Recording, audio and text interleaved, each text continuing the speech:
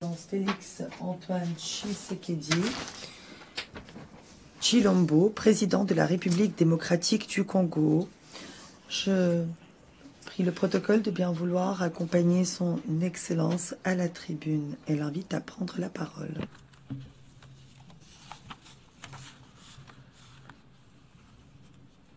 Madame la Présidente, Monsieur le Secrétaire général, Excellences, Mesdames et Messieurs les chefs d'État et de gouvernement, distingués délégués, Mesdames et Messieurs, je voudrais avant toute chose adresser mes vives félicitations à Madame Annalena Baerbock pour son élection à la présidence de la 80e session ordinaire de l'Assemblée générale des Nations unies. Son leadership et son attachement au multilatéralisme seront déterminants pour la réussite de nos travaux. Je saisis également l'opportunité que m'offre cette tribune pour rendre un hommage appuyé à son prédécesseur, son Excellence M. Philémon Yang, dont l'engagement et le dévouement ont marqué la précédente session. Enfin, je réaffirme la pleine confiance de mon pays dans l'action du secrétaire général des Nations unies, M. Antonio Guterres, pour ses efforts constants visant à renforcer notre organisation et à promouvoir des solutions aux défis qui menacent la paix, la sécurité et la prospérité dans le monde, en particulier dans la région des Grands Lacs d'Afrique, dont fait partie la République démocratique du Congo. Madame la Présidente, je salue la pertinence du thème retenu pour cette 80e session, Mieux ensemble, plus de 80 ans au service de la paix, du développement et des droits humains. Il met en lumière 8 décennies d'efforts conjoints d'une organisation vouée à la paix, au développement et au bien-être universel, fondée sur une promesse indéfectible de sécurité collective.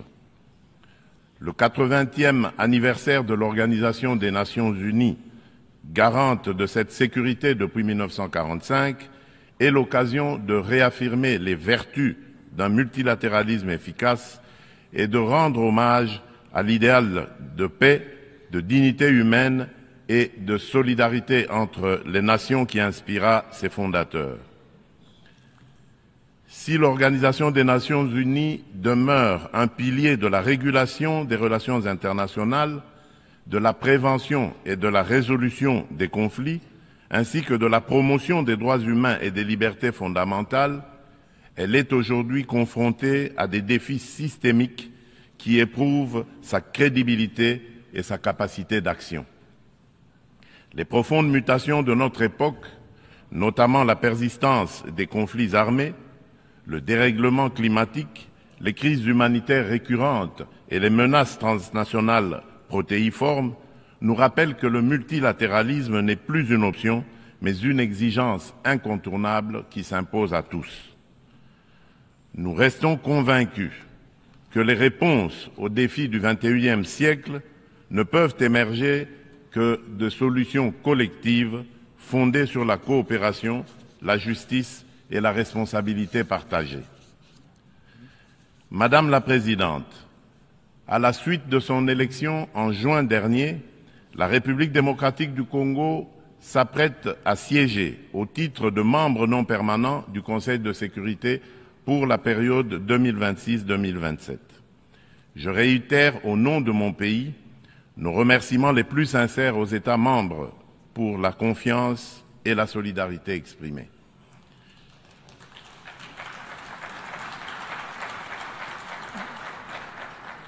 Notre participation sera résolument constructive et holistique. Elle s'articulera autour de 2 priorités indissociables, paix et sécurité d'une part, et prévention et résolution des conflits d'autre part. Nous entendons également contribuer activement à l'élaboration et à la mise en œuvre du nouvel agenda pour la paix afin d'apporter, à la lumière de notre potentiel et de notre expérience, une impulsion à la réforme des opérations de maintien et de consolidation de la paix, ainsi qu'à à l'adaptation du système de sécurité collective des Nations Unies. S'agissant de la réforme du Conseil de sécurité, mon pays réaffirme la position commune africaine telle qu'énoncée dans le consensus des Zuluini et la déclaration de Sirte, c'est-à-dire l'Afrique doit bénéficier de 2 sièges supplémentaires dans la catégorie des membres non permanents et de 2 sièges dans celle des membres permanents avec les mêmes droits, y compris le droit de veto, les mêmes privilèges et les mêmes obligations que les membres permanents actuels.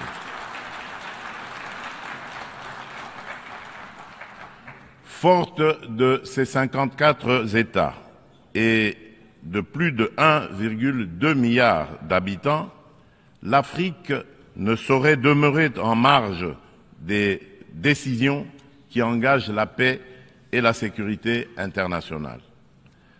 Madame la Présidente, un autre axe prioritaire concerne l'exploitation illégale des ressources naturelles, l'une des causes majeures et persistantes des conflits.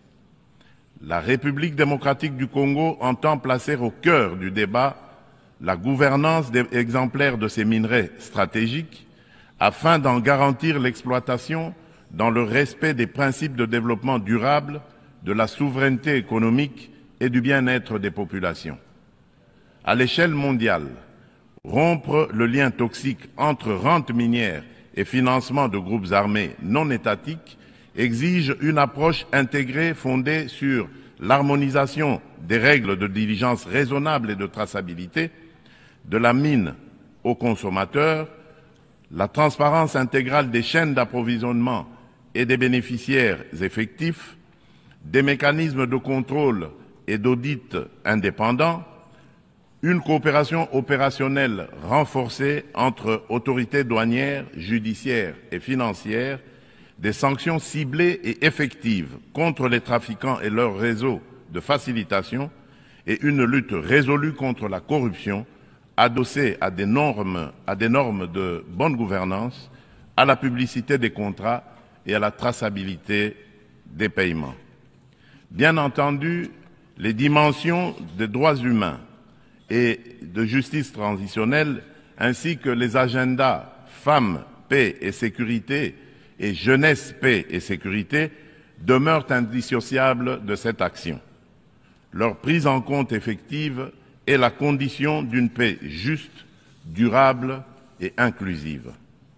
Madame la Présidente, à la veille de la mise en place de la commission d'enquête indépendante décidée par le Conseil des droits de l'homme des Nations Unies sur les massacres perpétrés il y a quelques mois par nos agresseurs et leurs supplétifs dans l'Est de mon pays, je lance un appel solennel à la communauté internationale. Elle a le devoir moral et politique de soutenir cette démarche essentielle afin d'établir la vérité, rendre justice aux victimes et jeter les assises d'une paix durable ancrée dans la mémoire et la responsabilité partagée. Madame la Présidente, alors que la planète se réchauffe et que les marginalisations s'aiguisent, ainsi et que les conflits se multiplient, le diagnostic qui avait inspiré en juillet 2023 la vision du nouvel agenda pour la paix du secrétaire général demeure pleinement d'actualité. Le monde est désormais confronté à des crises multiformes et profondes. Les fondamentaux de la prévention se sont affaiblis et le droit international, jadis puissamment rappelé par la Charte des Nations Unies, qui enjoint les États à s'abstenir de recourir à la menace ou à la force, est trop souvent bafoué. Notre système de sécurité collective en est ébranlé. Il ne saurait survivre à un sursaut de solidarité d'intérêt et de respect des règles. Dans ce contexte, la rhétorique guerrière regagne du terrain et l'on assiste impuissant au retour des vieux démons, agressions armées, guerre de prédation des ressources et de conquête d'espaces vitaux qui n'épargnent aucun continent. Tandis que la guerre entre Israël et le Hamas ravage la bande de Gaza, avec le risque d'une extension régionale, et que se poursuit le conflit russo-ukrainien, D'autres foyers s'embrasent au Yémen, en Birmanie et en Syrie. Le conflit armé qui perdure dans mon pays en est une illustration tragique. Depuis 3 décennies, la paix et la sécurité sont brisées à l'est de la République démocratique du Congo. Cette guerre s'est muée en une entreprise prédatrice. Elle dépasse depuis longtemps les seules dimensions militaires ou géopolitiques. Elle vise à piller nos ressources, effacer notre mémoire collective et détruire nos communautés. Les conséquences sont désastreuses. Des millions de morts, des familles décimées, près de 7 millions de déplacés internes, femmes et enfants pris pour cible, des villages rayés de la carte, des générations sacrifiées. Dans plusieurs régions de l'Est, tous les marqueurs d'un projet d'extermination sont réunis. Les Nations Unies elles-mêmes, à travers le rapport Mapping, ont documenté l'ampleur des atrocités. Ce n'est pas seulement un conflit, c'est un génocide silencieux qui frappe le peuple congolais depuis plus de 30 ans.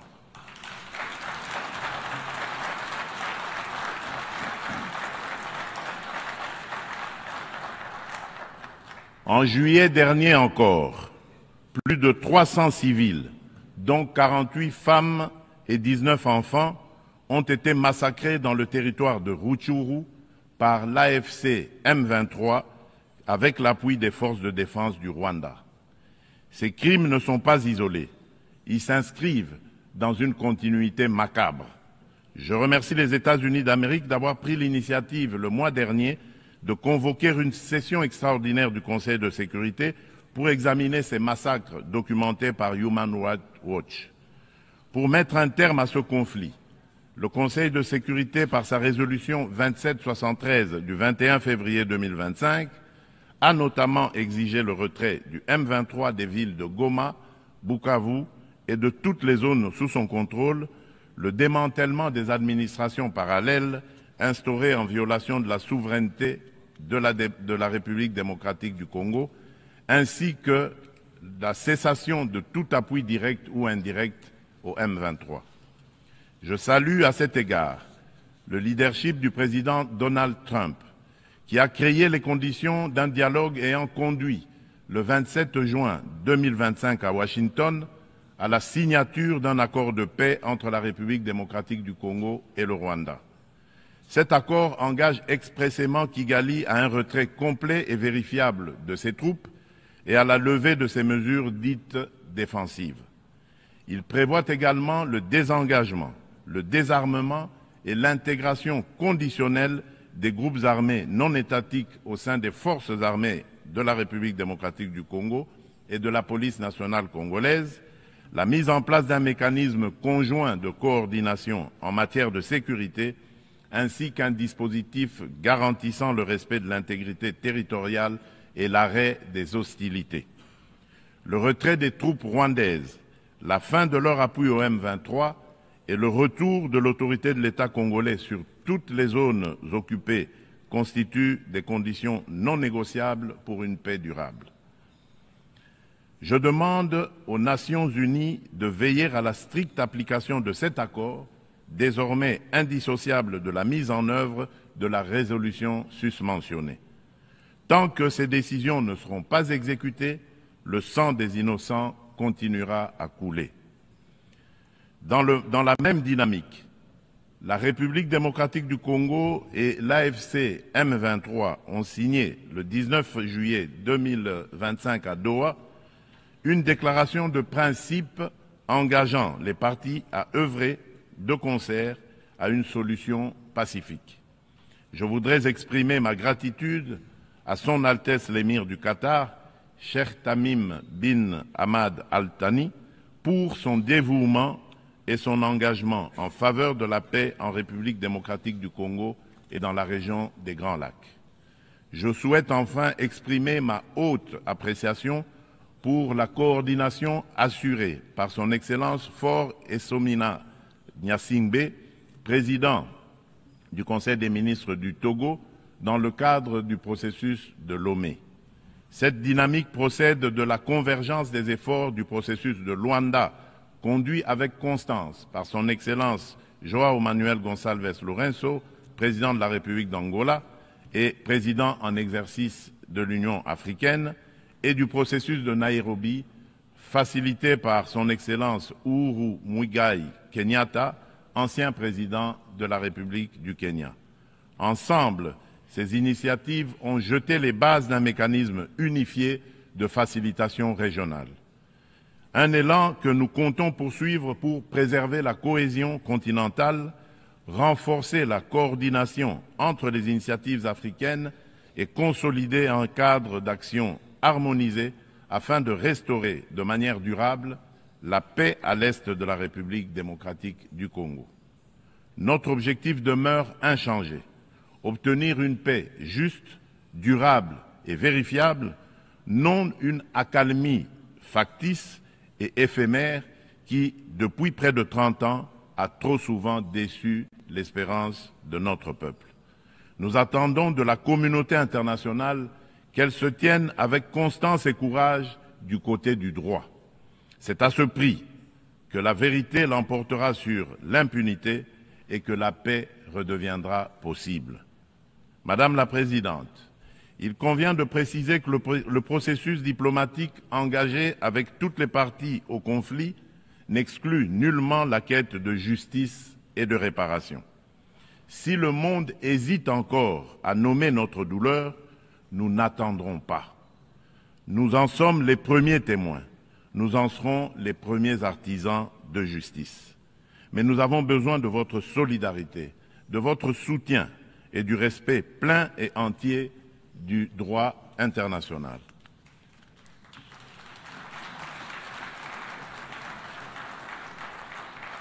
La République démocratique du Congo ne sollicite ni charité ni commisération. Elle exige justice, vérité et dignité.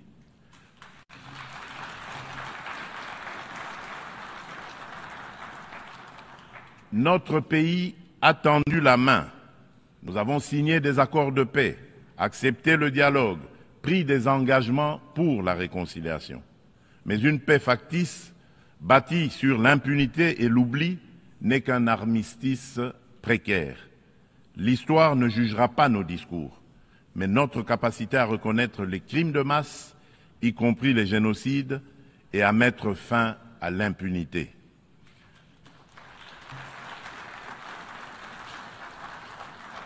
Madame la Présidente, la République démocratique du Congo est un pays de vie, de richesse naturelle et de résilience humaine.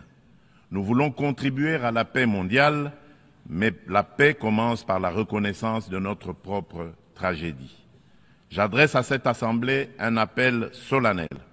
Reconnaissez le génocide congolais, soutenez notre combat pour la vérité et la justice et aidez-nous à bâtir enfin une paix durable au cœur de l'Afrique.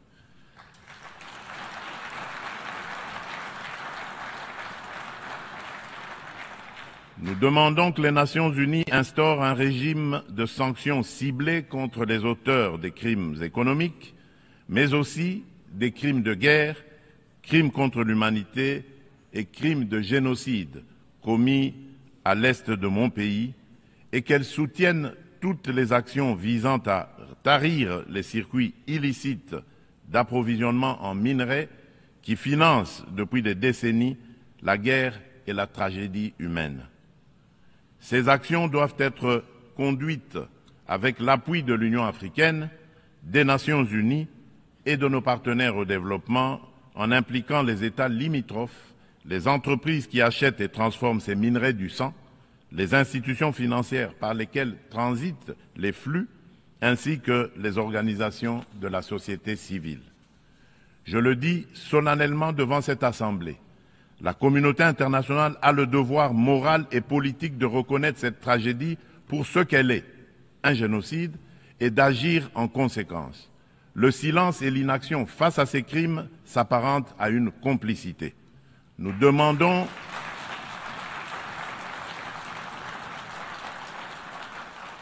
nous demandons la mise en place immédiate d'une commission d'enquête internationale indépendante et dotée de moyens pour établir la vérité, rendre justice aux victimes et rompre le cycle de l'impunité qui nourrit ce drame depuis des décennies. Madame la Présidente, le terrorisme demeure une menace grave pour la paix et la sécurité internationale. Aucune région du monde n'est épargnée. Après l'Asie, l'Europe occidentale et l'Amérique du Nord, ce fléau s'enracine en Afrique et déstabilise plusieurs sous-régions. Al-Qaïda au Maghreb islamique, bien que fragilisé par l'action internationale, conserve ses capacités dans des zones grises et diffuse son influence. Boko Haram au nord du Nigeria et Al-Shabaab en Somalie maintiennent une emprise territoriale significative. En Afrique centrale, après les ravages causés par la Lord's Resistance Army, LRA, de Joseph Kony, le nord-est de la République démocratique du Congo subit les exactions des forces démocratiques alliées, les ADF, un groupe terroriste ougandais ayant fait allégeance à l'État islamique. Ces groupes extrémistes ont laissé derrière eux un lourd tribut humain et continuent de menacer la stabilité régionale. Membre de la coalition mondiale contre Daesh, la République démocratique du Congo appelle les Nations unies à s'engager plus résolument dans la mise en œuvre des recommandations de la dite coalition et du processus d'Aqaba, à savoir le partage renforcé de renseignements, l'assèchement des financements, la lutte contre la propagande et contre les sanctuaires, ainsi que le soutien accru aux communautés victimes dans le plein respect du droit international humanitaire. Madame la Présidente, face à l'urgence climatique, l'accord de Paris demeure le cadre juridique essentiel pour la redevabilité des États en matière d'émissions et d'adaptation afin de contenir le réchauffement à 1,5 degré Celsius. À ce titre, la République démocratique du Congo a adopté son plan national d'adaptation 2022-2026. Nous nous sommes engagés à arrêter et à inverser la perte de forêt et la dégradation des terres d'ici 2031, tout en promouvant un développement durable et une transformation rurale inclusive. Depuis décembre 2021, un ensemble de mesures soutient la restauration des paysages forestiers, notamment le programme Jardin scolaire pour 1 milliard d'arbres à l'horizon 2030, destiné à renforcer la séquestration du CO2 et la résilience des écosystèmes. Nous saluons l'adoption de la décision 5/CMA.5, établissant de nouveaux mécanismes de financement, y compris le fonds pour pertes et préjudices, afin de compléter les sources existantes et d'apporter des réponses concrètes aux pays les plus exposés. Forte d'un potentiel environnemental unique au monde, la République démocratique du Congo se tient au cœur des solutions.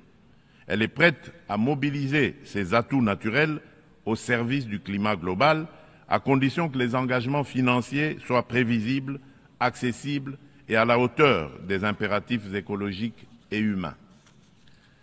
Madame la Présidente, permettez-moi d'aborder aussi la question des défis énergétiques et de la protection de nos écosystèmes en rappelant que le bassin du Congo abrite la deuxième plus grande forêt tropicale du monde, considérée par de nombreux scientifiques comme le premier puits de carbone terrestre, ainsi qu'un vaste réseau hydrographique dominé par le fleuve Congo, deuxième au monde par son débit. Ces ressources vitales sont gravement menacées par des activités destructrices, déforestation, exploitation illégale, pollution, souvent alimentées par des conflits armés récurrents qui s'apparentent à de véritables crimes contre la nature. C'est pourquoi la République démocratique du Congo soutient l'initiative portée par le Vanuatu, Fidji et Samoa visant à ériger au plan international l'écocide en incrimination autonome pour sanctionner les actes illicites ou arbitraires causant à l'environnement des dommages graves. Madame la Présidente, l'adoption du pacte pour l'avenir rappelle l'urgence d'accélérer la mise en œuvre des objectifs de développement durable à 5 ans de l'échéance de 2030. La République démocratique du Congo a inscrit cet impératif au cœur de son action à travers le plan national stratégique de développement 2024-2028 qui place l'homme congolais au centre des priorités et intègre les 3 dimensions du développement durable, environnemental, social et économique. Ce plan s'articule autour d'orientations nettes, à savoir consolider la sécurité et la gouvernance démocratique, moderniser les infrastructures et le climat des affaires, protéger l'environnement et garantir l'accès aux services sociaux de base, eau, assainissement, éducation, santé, électricité, etc. Le bilan demeure contrasté, car seuls les ODD 12 et 13 paraissent encore atteignables d'ici 2030, mais des progrès tangibles sont enregistrés. La gratuité de l'enseignement a permis à plus de 5 millions d'enfants de retourner à l'école. La couverture de santé universelle élargit l'accès à des soins de qualité. Les politiques d'autonomisation des femmes réduisent les disparités socio-économiques. Ces acquis restent toutefois fragilisés par l'insécurité persistante dans l'est du pays et par la vulnérabilité de notre économie face aux chocs exogènes. Notre économie doit donc se transformer pour devenir un levier de durabilité et de prospérité. Pays solution face aux défis climatiques, mon pays entend valoriser ses forêts, ses tourbières et sa biodiversité au sein d'une économie climatique orientée vers une croissance verte, résiliente et sobre en carbone. À cet égard, le projet Grand Inga, l'un des plus vastes complexes hydroélectriques au monde, incarne notre ambition et renforce le positionnement de la République démocratique du Congo comme pays solution. Fournir une énergie propre et compétitive pour électrifier nos territoires, décarboner notre industrie, soutenir l'intégration énergétique régionale et ouvrir la voie à de nouveaux usages, dont l'hydrogène vert. Cette trajectoire s'appuie sur le développement de marchés carbone intégrés, l'attraction d'investissements responsables et la création d'emplois décents et de moyens de subsistance durables pour nos communautés. Il reste cependant un obstacle majeur, la contrainte financière. Le fardeau croissant de la dette publique africaine, conjugué aux flux financiers illicites, réduit nos marges de manœuvre. Les besoins additionnels pour atteindre les ODD en Afrique sont estimés à 1 600 milliards de dollars. Dans le même temps, les sorties illicites de capitaux minent nos devises et notre stabilité macroéconomique.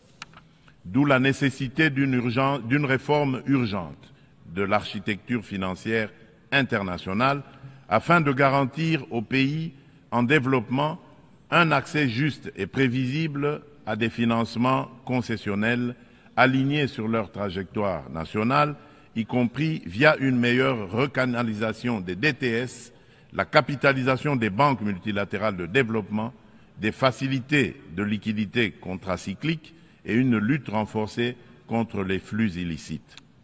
Madame la Présidente, depuis mon accession à la magistrature suprême de mon pays, la République démocratique du Congo, j'ai impulsé à la conduite de la chose publique une dynamique nouvelle intégrant systématiquement la dimension genre à tous les niveaux afin d'assurer une présence accrue des femmes dans les instances de décision.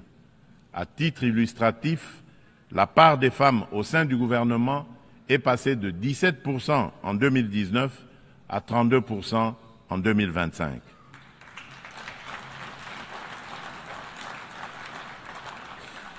Madame la Présidente, dans une approche stratégique et multisectorielle visant à mobiliser la jeunesse au service du progrès national, mon gouvernement a adopté une politique nationale de la jeunesse. Celle-ci consacre l'engagement de l'État à faire de la participation pleine et entière des jeunes à la vie de la nation une priorité transversale assortie d'objectifs clairs et mesurables. Madame la Présidente, la République démocratique du Congo aspire à la paix, à la justice et au développement. Elle est prête à agir à vos côtés pour une organisation des Nations Unies plus forte, plus inclusive et plus juste. Forte de ses atouts humains, naturels et stratégiques, mon pays entend les mettre au service d'un avenir meilleur pour les générations futures et de notre maison commune, la planète Terre. Que Dieu bénisse l'humanité et nous accorde la grâce d'une paix véritable et durable entre toutes les nations du monde. Je vous remercie. On behalf of the Assembly, I wish to thank... Au nom de l'Assemblée, je remercie le président de la République démocratique du Congo,